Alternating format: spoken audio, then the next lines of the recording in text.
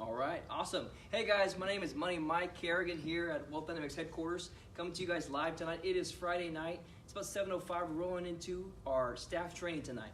Okay, so the topic for our training tonight is going to be how to handle difficult clients or customers. Okay, so a lot of people talk about, oh man, like it's always the customer's fault, or if they can't figure it out, or after you've spent so much time with someone and at the end of the day they don't buy or they don't purchase something or they don't make the decision that actually is going to help you out, a lot of times the salesperson or the business owner becomes critical of the individual, the person they're actually selling to, because they didn't make the decision that was actually beneficial to that company, right?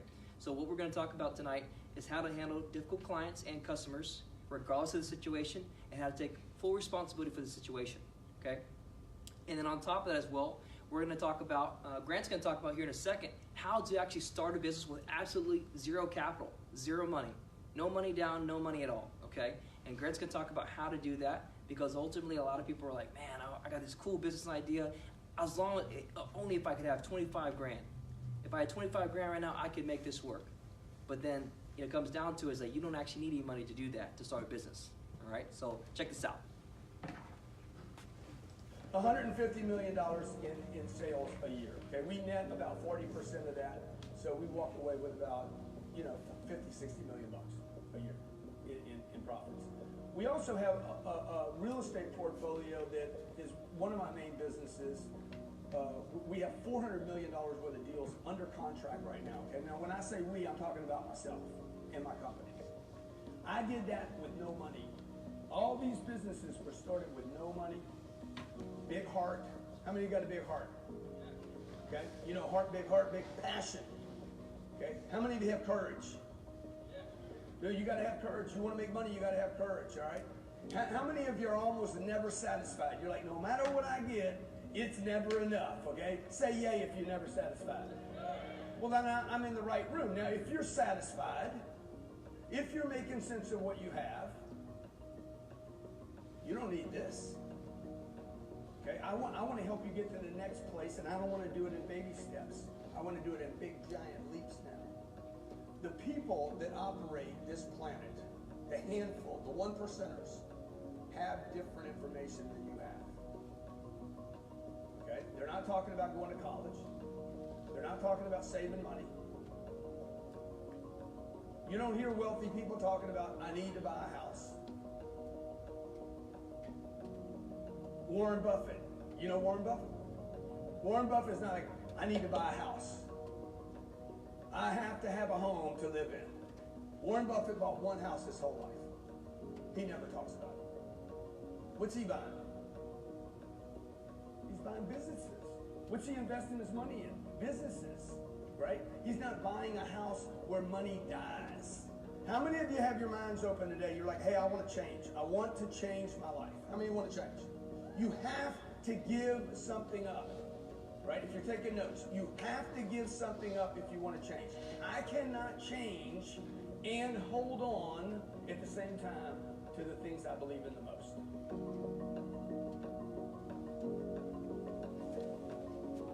Awesome. So yeah, guys, just like Grant said, okay, it comes down to what you can actually put into action, what you believe in, like what you can see, right? Because a lot of people think like, hey, businesses, like I need to have the money to do it, and it's just like the passion's always there, right? And people are like, oh man, I wish I could just get a loan. So I'll give you an example. My mom started a business that on actually how to making gift baskets. She saw there was a need. She looked at all the local areas online, as she saw exactly all what the competitors and current people did, and she saw that there was a need to be fulfilled. Online marketing and all the different types of florists and things like that, they weren't actually producing an awesome product, what she could come up with. So she went in there and started to develop something that she knew she could do. The thing is, she didn't have no money. So she's asking everybody in the family, hey, can I get 5 grand here, 5 grand here? I was like, Mom, sell the product first. Sell the idea of what you just told me, and you'll have a buyer. So she's like, okay. So of course, I want to support my mom. She supports me in everything I do. So I was like, hey, I actually do need to have a product put together. So I said, I need this, X, Y, and Z. And it was a crazy, very obtuse order. And by the end of it, I helped her create her first product, and she over-delivered on what it was, because I had no idea what it was going to be. I said, hey, this is the needs I need, and then I was able to deliver on that product. but it had nothing to do. She had no money to start with. It was just the idea that needed to be exchanged for the value that she was going to deliver.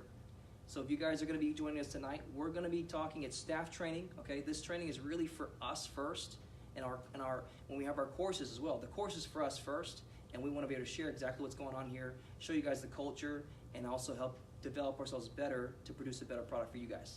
So without further ado, bringing in Coach Jerry Fetta. Awesome. Thank you, Mike. Let's give a round of applause for Mike on YouTube. All right, so we're going to be talking tonight on staff training. If you're online, as Mike said, primarily this is for our staff. So we're going to be doing some in-house training. We do want to show you guys a look at what we do here, how we train our people. So if you're streaming, whether you're on Facebook, Instagram, YouTube, wherever you might be right now, a couple of our intentions, we want to show you the good work we do. Okay, that's the first thing. Second thing is we want to earn your business. Third thing is we want to earn your referrals. And then fourth thing is we want you to come work with us either as an ambassador, as a staff member. So if you fit any of those needs, I want you to reach out in the comments. Our team is there to talk to you. But we're going to be talking tonight about how to deal with difficult people, difficult clients, difficult prospects, okay, people that complain, people that are critical. And before we dive into that, I want you guys to realize that that's just people. Like people aren't always going to be like top notch. We have the expectation of that. Now, if we have the expectation, all right, people are people, they're damaged, they don't think straight all the time, they're not always on their best, and you go in there knowing that, then you're not going to be like, man, this guy was terrible. You're just going to be like, this guy was the way he should have been. Most people you talk to aren't going to be on their A game. Most people you talk to, they're not reading, they're not training, they're not doing personal development, they're not doing anything. All they do is they go to work, come home, watch TV all night long, eat food that's not good for them, stay up too late, wake up as literally as quick or as close to work as they can to roll out of bed, get a shower really quick, and then go show up at the office and do the same thing over again. That's like 99% of America. So when you get that person on the phone, don't be surprised when they act like they just did that. They didn't read 10X Rule this morning. They didn't watch Cardone. Okay? So a couple things to look at. When someone's being difficult, that could just be their disposition. Like Nano, you had a call today where someone was being difficult. That's just their disposition. That's just how that guy is. No qualms about it. That's just that guy's personality. So instead of us making that person wrong, which is what I want to first catch, because your first instinct is going to be to get defensive, instead of us making that person wrong, I want you to instead look at what's the outcome I'm trying to create. Okay, so if it's a prospect, whether they're being difficult or not, what's the outcome you're trying to get? Them to exchange. Yeah, get them to become a client, get them to buy something, get them to refer somebody. So if they're being difficult and I match it with difficult, will that create the outcome I'm looking for? No. Okay, and if they're being difficult and I cower and I actually retreat, is that going to create the outcome I'm looking for? Nope. No. So the only way that I can create the outcome that I'm looking for is to get rid of the difficulty. Okay, and the way you get rid of it isn't to defend against it. The way you get rid of it is you make it as is. It just goes away. That's agreement. I agree. You're totally right. I understand. You're making it as it really is. You're not giving them any pressure back. You're not giving them anything to fight against. It's just like throwing punches at a ghost. There's nothing to connect with. Eventually the energy goes away and the difficulty goes away as well.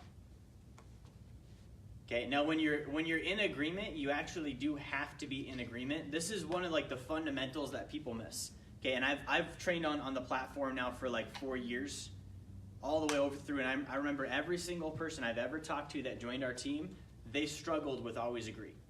We had this lady at one point, she was like, isn't that immoral? Like, if you don't agree, shouldn't you say something and stand up for your beliefs?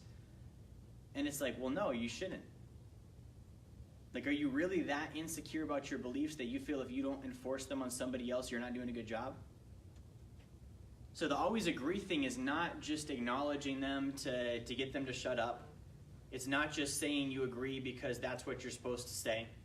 It's not just saying it to get them to stop. It's literally looking at what does this individual think, whether I think it's real or not. Because what I think is real is just as made up as what they think is real. So what does the individual think? And in their mind, how could I see their perspective and agree that that's their perspective? So when I'm on calls, You guys will hear me agree with stuff that you guys know I don't believe in. You know I don't agree with it. I'm not changing my belief system. I'm recognizing that individual believes that. They're like, man, I put money in the stock market. I want to retire. Who am I to say, hey, that's a terrible idea. You're wrong. You're an idiot. You shouldn't do that. Are they really going to get help?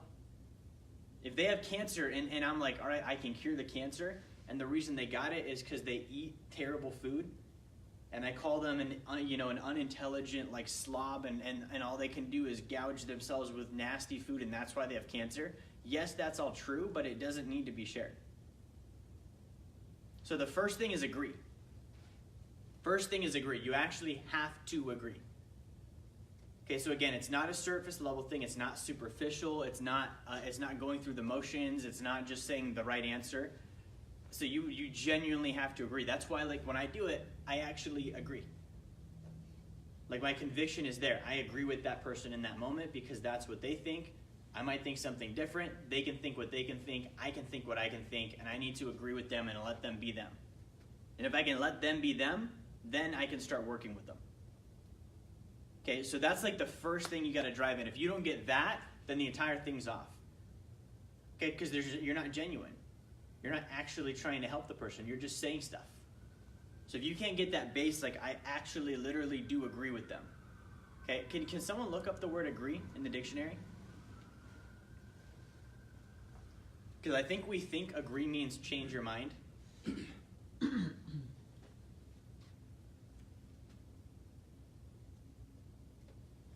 See if you can find it like on dictionary.com or even if you can find the etymology.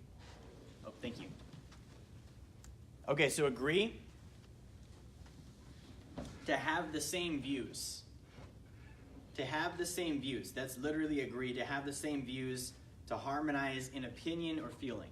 So let's pretend that Mike and I are standing on a mountaintop. And Mike's looking one direction and I'm looking the other direction. And I decide to agree with Mike by having the same view and facing the same direction as Mike to look at what Mike's looking at. Did I suddenly become Mike? No, I just decided to have the same view. Did I suddenly change my religion? No. Did I suddenly become wrong? No, I'm just seeing what Mike was looking at. So to have the same views, that's what agreement means. And to harmonize, so it literally means getting in sync with them. Like getting in sync with them. When you think music, harmonize, you're getting in sync with that actual song and with the pattern that's going on, with the flow that's going on. So agreeing first, get in sync with the client. If you're not in sync with the client, if you're not in sync with the prospect, nothing you say is going to mesh. Everything you say is going to be conflict. It's going to be ingenuine. It's going to be something that they don't want to hear, that they actually conflict with. Okay? So that agreement point, do you guys have any questions on that? Cool. So that's the first thing, all right? Now the second thing you're going to do, could you pass my water bottle, that big one? So the second thing you're going to do here, thank you. Lexi's embarrassed that I got a big water bottle. Yeah. I got a big water bottle, guys. He's that guy. The lunk at Planet Fitness. The lunk. I've had the lunk alarm set off on me before. So the second thing you've got to do is you've got to actually like figure out, it's still a sales cycle. Right? So you've got to figure out what's going on. Okay, so when you're dealing with someone difficult, you have to look at, all right, I'm in the greeting right now. Maybe I'm on a call, like maybe I'm literally in a sales cycle. I'm on a call and the buyer's being difficult. I'm in the greeting. If they're still being difficult, the greeting hasn't ended yet. Okay, the greeting ends when they lower their reactionary defense response. That's something I didn't understand until probably last year. I was like, oh, I said the greeting script. Now I'm in fact-finding. Yeah. I made noises out of my mouth. I must have made progress. No, they're still difficult. You're still in the greeting. So if they're not done being difficult, then you're not done with the greeting. You haven't acknowledged whatever their reactionary defense response is. You haven't agreed with them yet. They haven't lowered that barrier. And you've got to get that done first. Then you can move into fact-finding. Okay, even with a difficult client. Same instance. Client's like, man, this thing sucks. I can't log in. Whatever it is. Or I thought it was this, or 60% APR, you're still in the greeting. You had a question, Mike? Yeah, so once you handle that first difficulty and as is it, then it could, like say you get into fact finding, now you're rolling a little bit, another one pops up. Before you move from fact finding to the demo, you have to handle that one. So you never handle it, you just acknowledge it. Okay. So you're never going to stop and be like, because it's a complaint, until proven otherwise it's a complaint. Okay? So you're never going to stop and be like, let me unpack my tool belt and handle this thing. You're going to just be like, hey, I totally understand. I'm going to help you with that. I'll handle that in a second. By the way, and then you take control back. Yeah. Okay, even if it was a customer complaint, okay? A lot of people are taught customer calls, and if they're complaining, you just sit there and get reamed. You just listen. Because they need to be heard, and they need to be this, and they need to be that. You basically just get punched in the mouth and just sit there and let them do it because the customer's always right. And I'm not telling you disagree with the customer. I'm saying tell them, like when you understand that what they're saying, tell them, hey, I understand what you're saying. I got that. You're upset. I can tell. I got it. And then you can jump into your fact finding. What's going on? What happened? When did it happen? What have you already tried? What's not working for you? What is working for you? Those are all questions you pull out. Okay? And then you can actually find their dominant buying motive. What's the real reason why they're upset? And what's the real thing that if you were to solve it, they would be happy? Usually it's not even the thing they're talking about. Yeah. Someone gets on a coaching call and they're upset about whatever. They're not upset because you didn't write down their goals. They're upset because they didn't do what they said they would do last time, and no one's helping them fix that. So that's what you got to focus on. So basically, when you're thinking like, all right, you know, I'm dealing with a difficult person. I need to, you know, like succumb to that and basically roll over on my back. You're not helping that person. So you want to look at, all right, how do I help the individual out? So you're in a sales cycle, hit the greeting. When they stop being like aggressive, you've handled the RDR. That goes away. You can now get into fact finding. Okay, and in the fact finding, like you start that out with finding out what's the main thing. What's the main thing that you need to address? What's the main thing that you're struggling with? Think about it logically. If they're upset, it means they have a problem, right? What do? We solve problems. That means that we can help this person and they're a client. There's probably something we can do for them. We just have to get them to take responsibility for wanting now to solve the problem and show them the benefit of doing so. And if they move forward with us on X, Y, Z, that problem will go away and that the world's going to get a lot better for them. Okay, so even when they're difficult, like that's a sign that they're a buyer. Okay, the people I've been on the phone with that weren't buyers weren't difficult. Yeah. They were like mellow, like they were just chilling they were literally bored. Sitting at home on a Friday night, 5 p.m. on a phone call with a stranger. Nothing better to do with their time. Probably not wearing pants. Man, I'm sick. So when you're going through like handling difficult people, those are your steps, right? You get into your fact finding. Now, before you start demoing, before you start telling them things, you've got to have their dominant buying motive. You've got to have a commitment from them. If I can solve the problem for you, is everything going to be good? You'll be cool. You're telling me if we can solve this one thing, you'll be on cloud 9. You'll be a 10 out of 10 review for us if I can handle this one issue for you.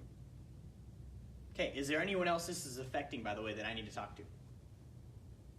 Decision maker. You don't know. It might be their spouse. Maybe their spouse doesn't like that they signed up for training. So every time they go home, their spouse rags on them. It cost how much? $149. We can't afford $149. So it could be the spouse. Like who else is bothered by this? Do they need to be on this call? I'd like to get time with them too. Like imagine guys, if you just did that, how much better things would be, how much more quickly problems would get solved. So same sales cycle, and then you go into the demo. Okay, now when you're solving the problem, like again, always hit your price first, so state your intention. Guys, my goal today, I'm gonna handle all of that for you. To where it goes away, never comes up again, you guys are fine, you're handled. And then you hit your price. Your price is, by definition, if they're upset, they have low responsibility on the issue. So the price is they're gonna have to take some responsibility. That's what it's gonna cost you. It's gonna cost you quit being a baby. Take responsibility for what you did that you shouldn't have done or what you didn't do that you should have done. And then we're going to go through the features of how you're going to do that, how I'm going to help you, why it's better than what you're doing now, and what you'll experience as a result if we go through this together. And then you've got to tie it down. Are we good? You guys ready to roll? Are you ready to do this? Okay, so let's say like real life scenario. We sign up a client. Let's say Mike signs me up. I'm pumped. I get on the demo. I've got no objections. I give him my credit card. I buy. Don't tell him anything about my dominant buying motive. I don't tell him how I can justify the purchase. I'm just like, yeah, give me on this deal. I'm gonna buy it right now. I'm probably gonna cancel because I'm that buyer. I had no dominant buying motive. I had no objections. Like I was just open. Right? That's the one you got to worry about, by the way. So 2 weeks into it, I'm like, Mike, I don't think this is for me. I haven't really been using it. I don't have time. It's too hard to log in. I clicked and watched one of the videos and it reset on me before I could take the test.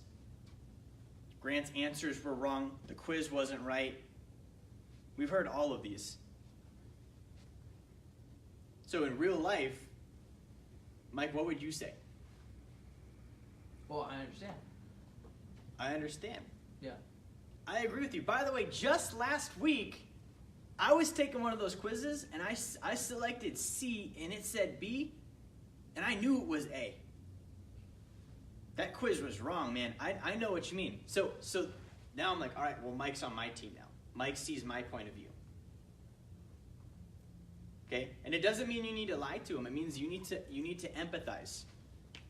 You need to empathize. The difference between sympathy and empathy. Sympathy is Nano's throwing up, and I feel bad for Nano, so I start throwing up with him to try and make him feel better. Or empathy, Nano's throwing up, I see Nano throw up, I'm like, man, that sucks. Nano now knows I understand. I don't need to go puke with Nano. Okay, so you need to show empathy. You don't need to show sympathy. You don't need to get involved with them. You don't need to make up the situation like it's yours when it's not. But you need to basically like show that you're on the same accord. You have empathy. You're harmonizing. You see their viewpoint. You're synced up. And that's what that greeting is going to do.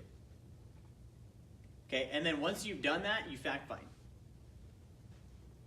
Usually when people complain, they don't complain about just one thing, right? They complain about like 10 things. So you can be like, hey, I totally understand. Yeah, and on my coaching call, it was supposed to go to 12:30. Nano stopped at 12:29. And by the way, I've read all those books. I had them already. And I don't like that Cardone guy. I don't agree with what he does. I'm against his religion. Like, those are all the things people are going to pop out. Like, this. And if you don't be like, hey, I understand, and then instantly grab control of the conversation, they're just going to spew. Mm-hmm. Like, think about the average person. How many opportunities do they get to one-on-one complain to somebody? Not very many. This is their freaking chance. Yeah, they're like, all right, I've been waiting for this since I was 6 when my mom wouldn't listen to me, and now I'm going to do it to Mike. 20 years worth of grievances on Mike. Because this is the one time I have a one-on-one opportunity to do that. You have to realize it's not just, oh, my training. Like, it literally is all of this crap that's coming up in their head that they're going to bring to the table for you. And if you guys are watching online, let's say you sell cars, same deal, dude. Every single car they ever bought going on you right now. The duds, the lemons, the lying about interest rates, the payments, that's why they're difficult. So you have to isolate. So you agree, hey, I understand the video didn't work for you the way you wanted it to. I totally get that. Let me ask you, I know you've got this problem going on. How much time have you set aside today to solve that? They probably even consider like a time frame. Like, you just caught them off guard right there. Well, they haven't even considered solutions. So you brought in a timetable and a solution, things that have never crossed their mind yet. 10 minutes, 50, they're going to give you an answer. Great. In the next 10 minutes, what's the main thing we need to fix here? What's the main thing we need to fix here? Okay, now if it's a service, like your next question should be, what was the number one reason you signed up? Why did you enroll? Why did you become a coaching client? Why did you start a sacred account? Why did you get on Wealth Dynamics U? What's the number one thing that caused you to sign up? Okay, and then bring them back to that. Well, I wasn't producing. What do you mean by that? Why is it important to you to produce? Why was it important enough that you signed up for a coaching program to help you? Like, these are deep questions. You'll start getting their dominant buying motives here. Okay, and then you can start fact-finding around the incident. How much training time have you been putting in? What are your videos? Like, when it's our program, Wealth Dynamics U, every single time I get a complaint, they call me on the phone, I've got their training stats up instantly. Managed by statistics. I'm looking at, are they an up stat right now, or are they a down stat? If they're a down stat, automatically it's an ethics case.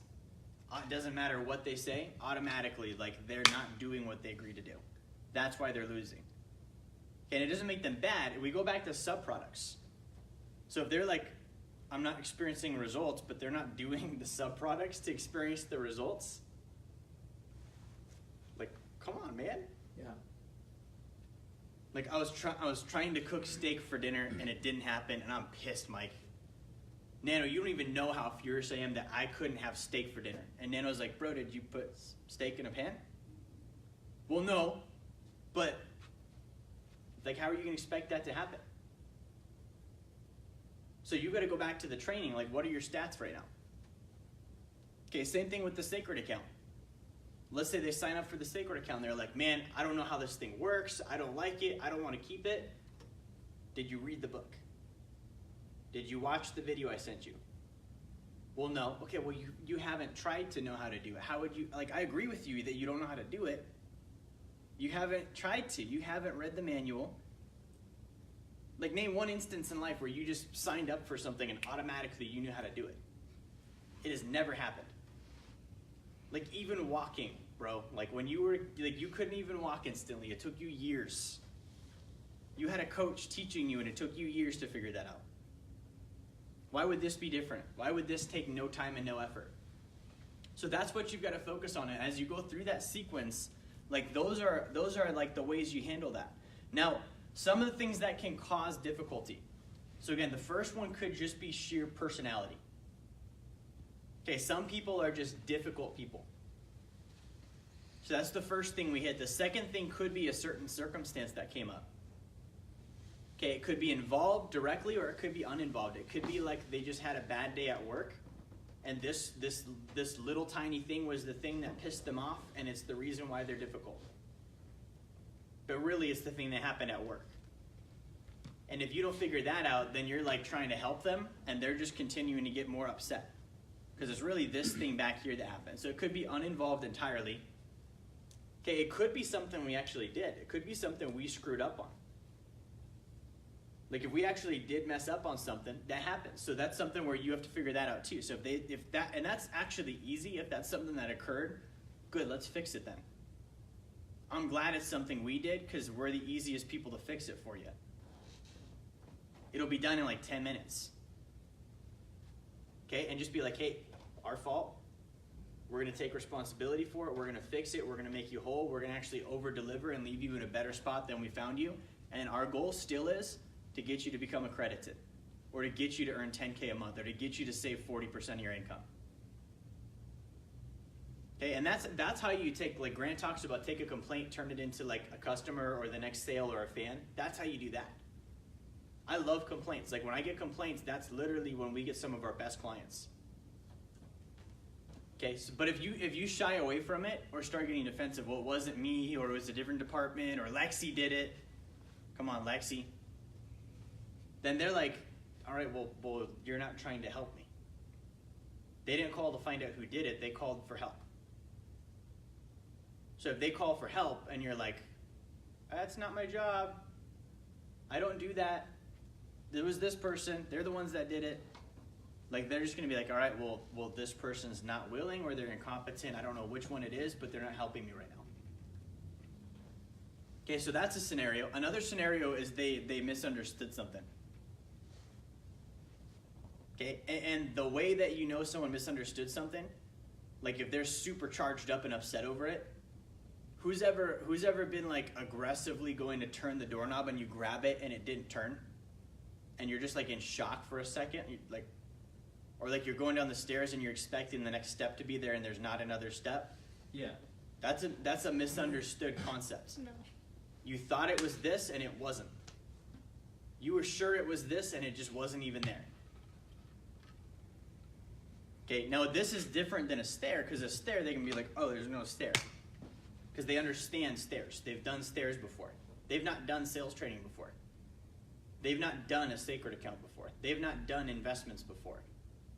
Guys, they haven't even done reading a book before. Yeah. They haven't read a book since high school.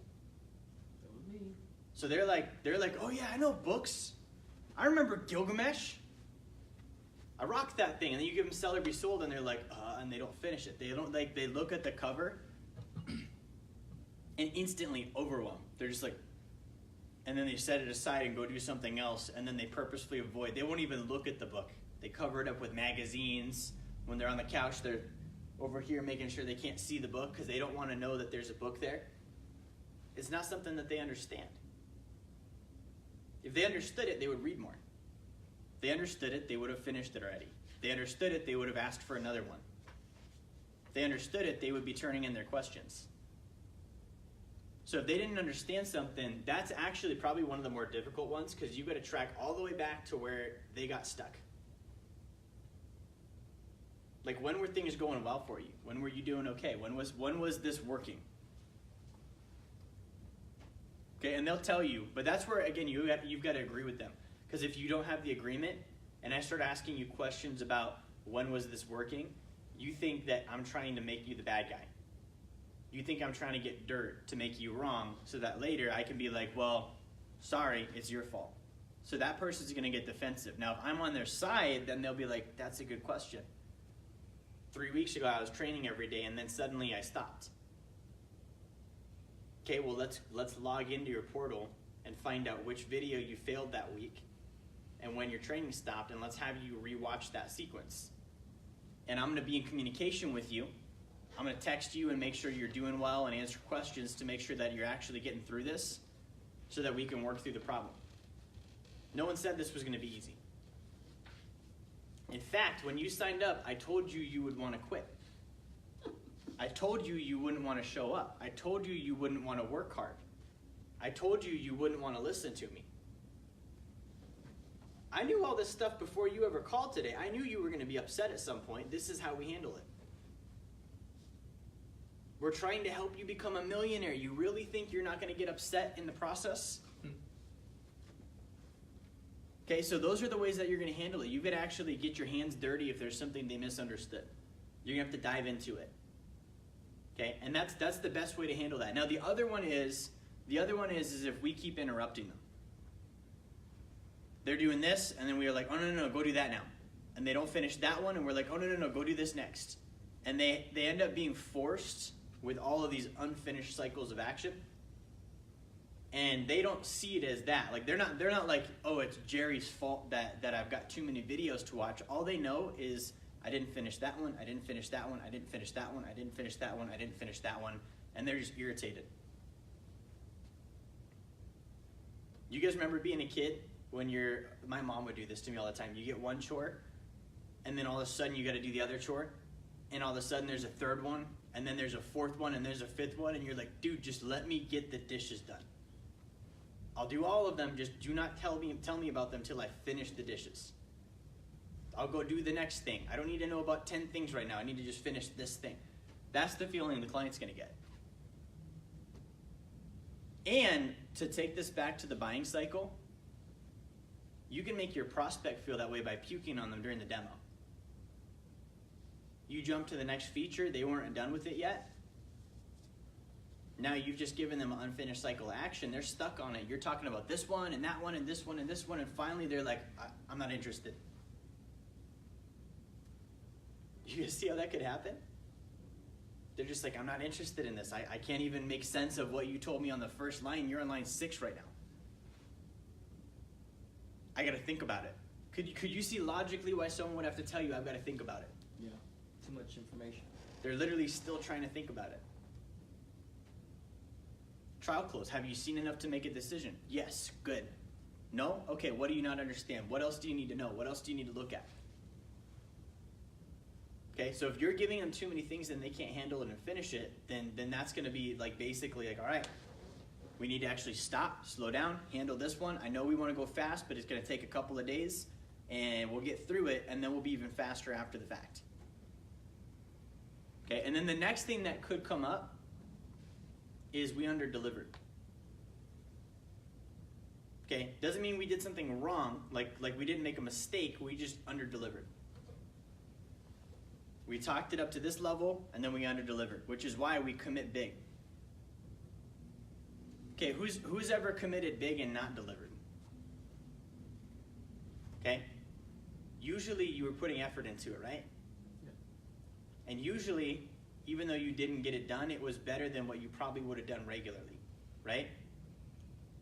So nobody's going to be like, oh, you didn't meet the big mark. They're going to be like, this is what most people do, and you just went here. Even though you meant to go here, you went here. Most people would have only done this. Now realize when you're committing average, that's the times you're going to under-deliver. Under-deliver is based on their expectation, not yours. They bought it. They are looking for it. They have a point of view that they're trying to achieve. They have goals. So they're going to be the judge of whether or not you over-delivered or under-delivered. It's not based on what you think, because you're not them. You don't know what they wanted. So when you're trying to just do the average, think about how much effort that takes. Like you literally got to slow your momentum down so you do not cross the line of what everyone else is doing. That's way more work. We're telling you just sprint. So you've got to look at like, all right, how do I find out if this person's happy and satisfied? Will they legit give me a success story? Like you should be able to talk to any one of your clients and be like, hey, can I get a success story from you real quick? And then you'd be like, yeah, dude. Great. What do we help you with today? What are you winning on with our services? Okay, those are indicators. Now, if you're like, hey, could I get a success story? And they're like, oh no. Like, you know that there's something there. You got to figure that out. Or if you're like, hey, can I get a success story? And they give you something stupid, like, you told me to read books, and books are good. Like, that's not a success story. You know that person's not actually winning. Same thing with referrals. If they're not willing to give you a referral, there's something wrong. You need to over-deliver to the point where their value scale goes up, and they're like, here's referrals, Mike. Talk to these 5 people. They need your service. Because I'm happy with it. So they need it. Okay, so that's another instance of why someone could be difficult. Okay, and again, in none of those circumstances do you ever disagree. In none of those circumstances do you ever make them wrong. Like I had someone come in last week and they're like, hey, I signed up for this. I wanted to do it. I changed my mind halfway through. I don't want to do it anymore. And I was like, hey, I totally understand. You're right. If you don't want to do it, you don't have to. I'll even help you cancel. By the way, what's going on? And then they started talking. But if I'm like, can you hold please? This is Lexi's job. Or if I'm like, oh yeah, too bad you signed up. You're stuck now. Like those are all things that are gonna make them feel wrong and not share. Okay? So like those are kind of the overviews I wanted to hit first to give us some stuff to think with. And you guys picked this topic. So what are some questions you have? What are some things you're dealing with right now that I can help with? Well, I guess the only thing I'm noticing is since like my primary VFP is new clients. Mm-hmm. So obviously I want to follow up with my clients who have sold or I've sold to before, and even or if it's multiple times, or I'll hit up a client who's been sold from another salesperson in the company, but I start to have good affinity with these other clients because they know me as Money Mike, right?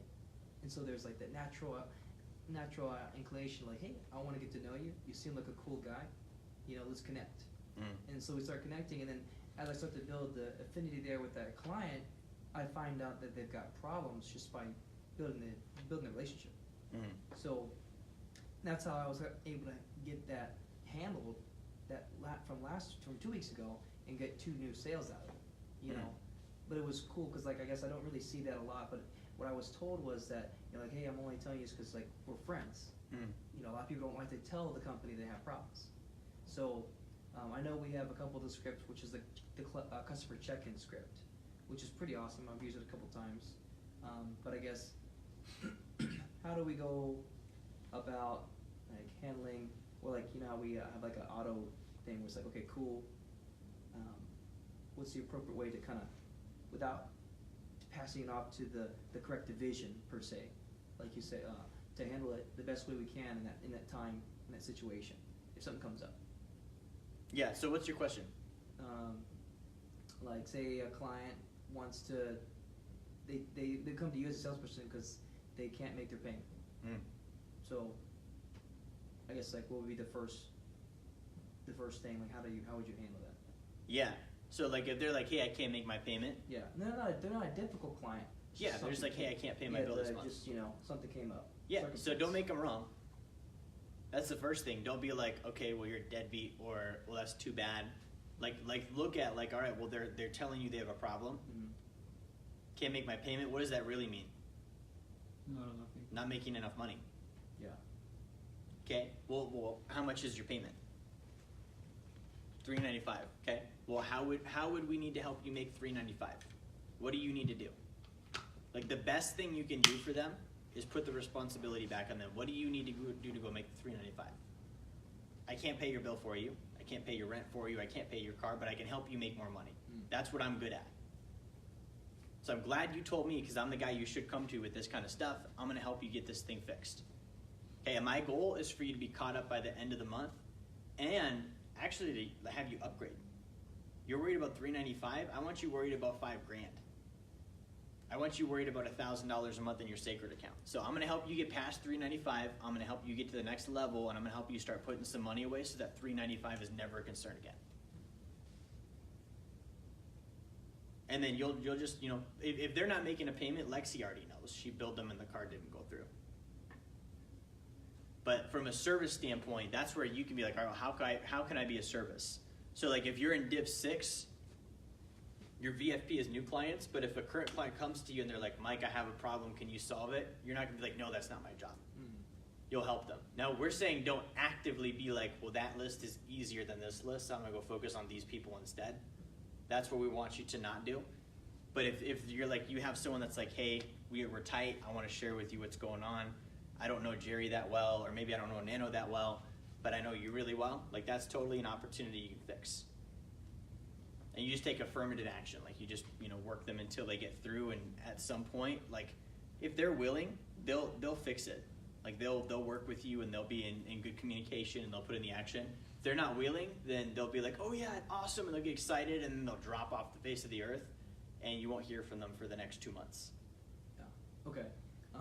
So what about if this is like same scenario? You got a client who says they received or paid for services, and you can go back and look at our CRM and see like what they bought, when they bought it, and the services if they get the VSD, right? Now they're saying that they didn't get what they thought they were going to get, right? Obviously the acknowledgement part, and then like handling, like how do I know it's not really like our end, but the company, but really it's just like something. Yeah, so if they're saying they didn't get what they thought they're going to get, they're probably being critical, which means that they didn't use what they bought. So every time, like if you're actually like wondering, well, like maybe they bought books and only 7 of them showed up instead of 9, just check with Lexi and she'll tell you right away, like, all right, yep, we shipped all the books out. Good, and then it just goes right back to, hey, I totally understand. What's the main reason you signed up? And then they'll tell you, well, I needed to increase my income. And then you can start like helping and fact finding. But anytime they're like, well, I thought it would be this and it wasn't and it was this instead, like they gave you money. People don't just give out money for no reason. So unless you lied to them to get the money, then they signed up for it, didn't know how to use it or didn't use it. So again, it comes down to knowledge or willingness. They didn't know how to use it, or they knew, they just didn't. and they're gonna be like, well, it wasn't what I thought. Okay, so anytime like you're hearing that kind of vocabulary, it usually is they didn't utilize the service.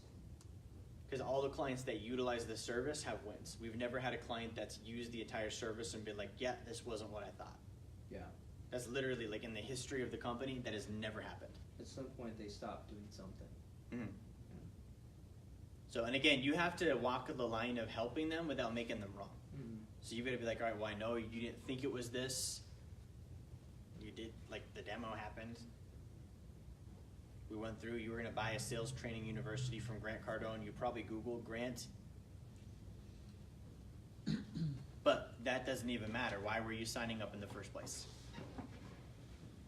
Like we've had people that have signed up, like they wanted to invest in real estate. They got on Wealth Dynamics U and they're like, this is not really a real estate program. It's more for business people and entrepreneurs. And you could argue with them and be like, well, you should train, or that's how you're going to get there. But you have to go back to, well, why did you sign up? Well, to buy real estate. Okay, well, why haven't you bought more? Well, I don't have the money. But how do you suppose you're going to get the money? Yeah. I got to get it from someone. Okay, well, I know that this isn't what you thought it was, but that's how you get the money. You've got to train and sell, and then you get the money, and then you can do the real estate deals. Podcasts are not going to help you get real estate deals. They're not just going to give you a deal through the podcast earbuds and be like, hey, I'm an investor now. You got to have money first. So those are things that you want to go back to. So again, agree with them. If it really is a quality control issue, then like where you check with Lexi and she's like, oh yeah, they did buy and we didn't deliver. That's what her department's for. So she'll handle that. Mm. And usually like in a circumstance like that, there's too much communication cycling and none of it's going to the right terminals. Okay. So your best job is route it to the right terminal, because you know that terminal will verify and validate the information. And then you know, does it need to go back? Does it need to go to the next? Does it need to go forward?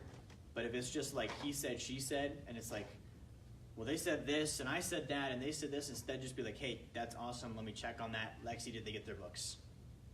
Yes? All right, so you got the books. I see they shipped out on this date, and so I want to find out, did they arrive in the mail? Yeah. Did you pick them up? Awesome. Did you read them? No. All right, so there's our problem. And that's where you can start to help. And that's like, as a salesperson, you want to be focused on obviously the service aspect. At a certain point, it does come down to like if they need help with stuff that isn't in your realm.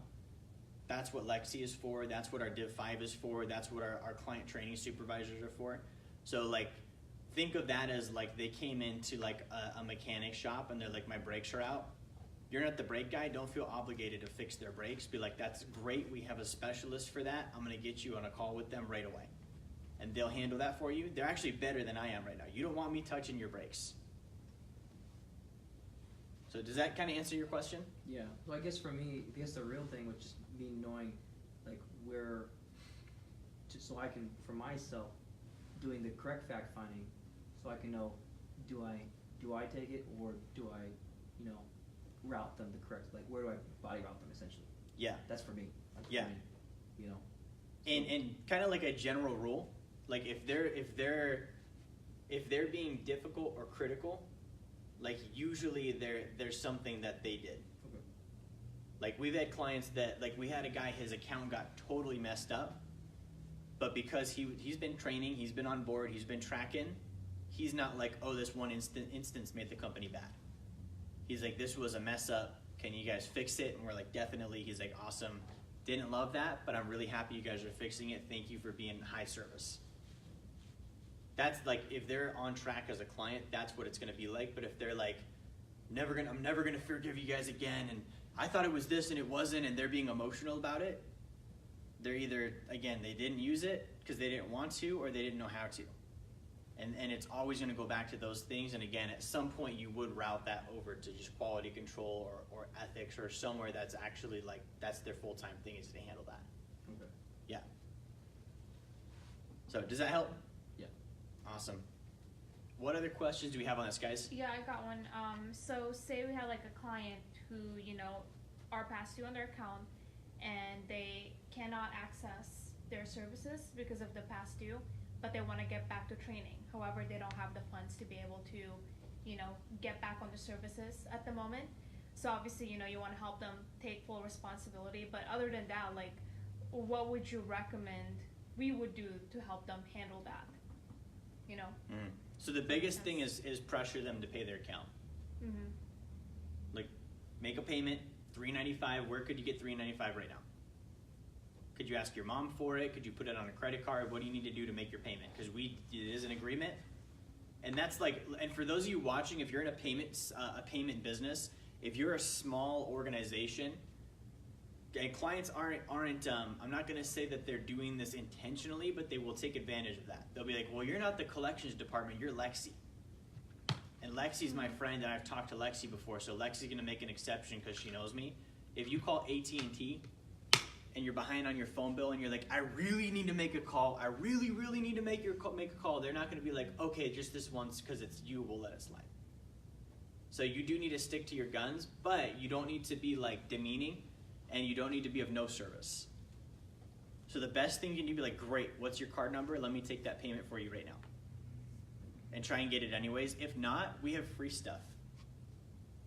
Okay, well, if you can't make your payment, like, you need training, you need help, right? So is it that, like, there's something you're not understanding and that's not resulting in income, or is it that you're actually having trouble doing it? And that's why you're not bringing the income up to make the payment. Good, come to our Friday night course. Like, come spend time around us, and just by doing that, you'll start seeing more income show up. And we'll help you make the payment. We're not telling you you're exiled. Like, come to Friday night course, watch our live streams. Jerry does 3 of them every single day. Check those out. And as soon as we get you up and running, we can get the payment. And then we can get you access again. But if you, especially with collections, like where someone's past you, if you just cut them off, now it's a loss and they're going to quit. So the fact that they're pushing, they're fighting to try and get access means they really want to be in the right. They really want to be doing the training because they know it's the right thing. And so the best thing you can do is, maybe this is too big of a jump, give them little markers. What could you do? Could you give me $10 today? I can't give you access for $10, but it'll go towards your account and that'll get you closer. And then next week, if you got a couple bucks, bring that in. Okay, and then I'll work with you. With whatever payment plan. If you need to do 50 cents a week payment plan, I will do that for you, sir. I just need to know that you're trying to get this thing taken care of. And then you've got somebody actually doing that. Or hey, don't even worry about the payment right now. Do you have 30 bucks? There's a book right there that's going to help you solve the problem. Buy that, and then talk to Nano. He's going to help you study through it. By the time you finish that book, your income will go up, and you should make that payment. Like, there's so many things, but you've got to be creative with that, because that's like, you know, if you get fixated on, they said they would give me this, and they didn't give me that, and now they want this, and I have this, and I shouldn't give it to them, and it's never going to go outside that, then it's just going to basically turn into a static, and then it's going to go away at some point. So does that answer your question? Mm-hmm. Cool. What other questions do we have, guys?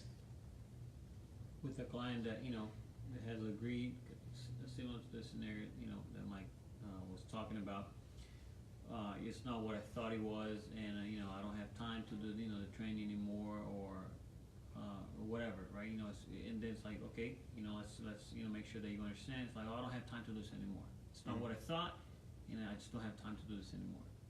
What can you do as far as to help me out to get out of my contract? Or whatever. What would be the scenario there? Yeah, so I would never say let's make sure you understand, because then you're telling them that they don't understand. So you're making them wrong. So I would be like, hey, I understand. I've been there before, and I want to be able to help you. And then you basically, like that, they're still in the greeting. Price is too high. I'm not buying today. I'm not interested. I don't buy from the first place. My spouse is. Those are all reactionary defense response. They're just complaining. This wasn't what I thought it was. Price is too much. Get me out of my contract. I don't want to keep making payments. I don't have time. This isn't a priority. I changed jobs. This isn't what I wanted. Like, those are all reactionary defense responses. They're just complaints. I understand. I agree. You're right. Great. I can handle it. I can get this done for you. You want to get canceled? Dude, I am the cancel king. I can get you out of your contract. But let me ask you, what made you sign up in the first place? It's always going to go back to fact-finding. But if they're throwing whatever they're saying, like realize whatever they're saying does not actually mean anything. Yeah.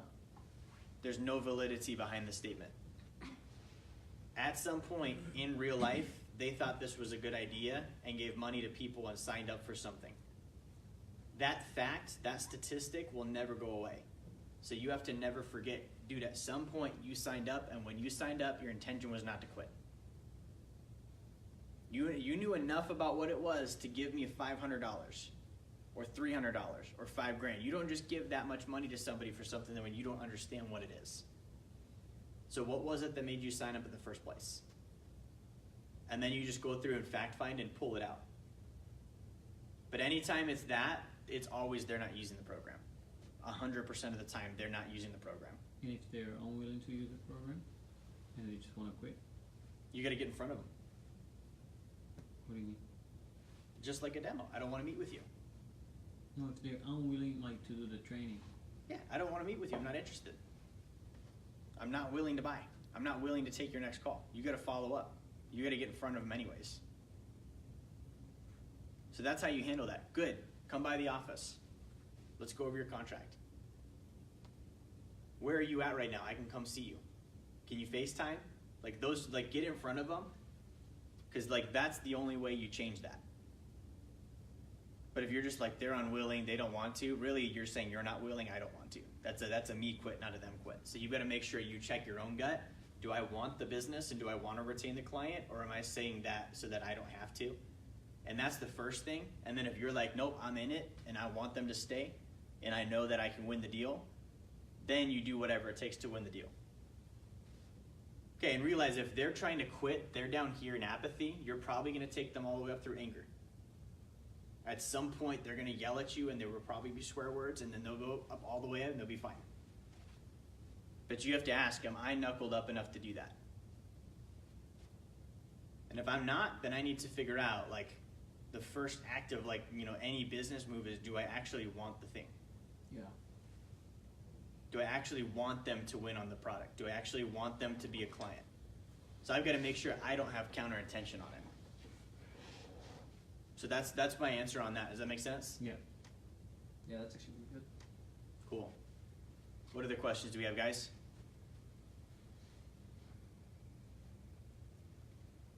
I like that last part that you just said, because I mean, you know, they can like say all these things, they can be all critical, and you're just biting your tongue, you know, trying not to like get all riled up too as they're yelling at you. But it really comes down to like, do I want that person on this program, and do I want them winning? You know, like I mean, they have goals, you know, like they shared their goals to you. They want to win, obviously.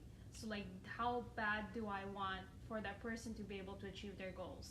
And if I don't, you know, if I don't go through this with them, and if I, you know, said something back, made them wrong, that's gonna make it to where they have to take a step back and make it to where they, you know, they don't get to their goals because I wasn't helping them initially. Yeah. So I really like that. And guys, to simplify it down, it comes down to outflow versus inflow.